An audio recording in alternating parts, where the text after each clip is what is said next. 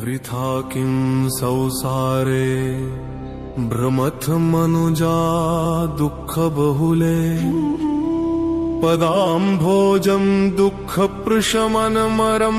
संश्रयत मे इति शानः सर्वान् परमकरुणानिरधिर्हो पदाब्जं ह्युद्धत्याबुजनिभकरेणोपदिशति संसारानलतापतप संसारानलतापतप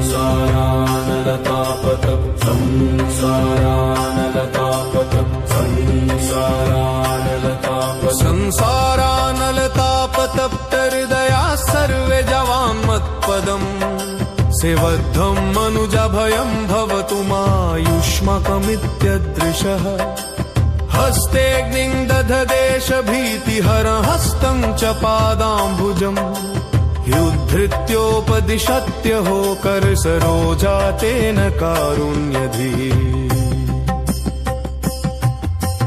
ताण्डवेश्वर ताण्डवेश्वर ताण्डवेश्वर पाहि मां ताण्डवेश्वर ताण्डवेश्वर ताण्डवेश्वर रक्ष मां ताण्डवेश्वर रक्ष मां ताण्डवेश्वर रक्ष मां गाण्डिवेश्वर पाण्डवार्चित पङ्कजाभपदद्वयम्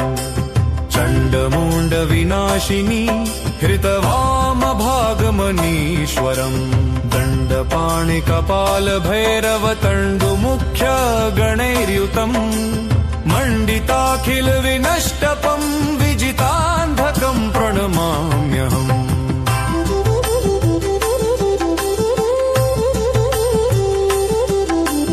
भासमान शरीर कान्ति विभासिताखिल विष्टपम् वासवाद्यमृताश सेवित पाद पंकज संयुतम्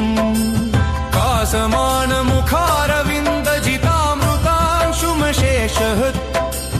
वासताण्डव शङ्कर सकलाघनाशकमाश्रये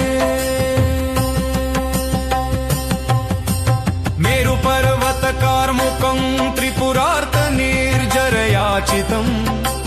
जागृताखिल सर्पराज महिषतल्पसुसायकम् जारथं चतुरागमाश्वमजेन सारथि संयुतम् संहृत त्रिपुरं महीध्रसुतानुमोदकमाश्रये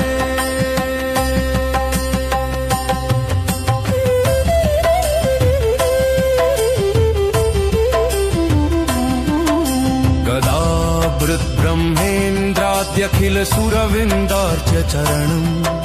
ददानं भक्तेभ्यश्चितिमखिल रूपामनवधिम्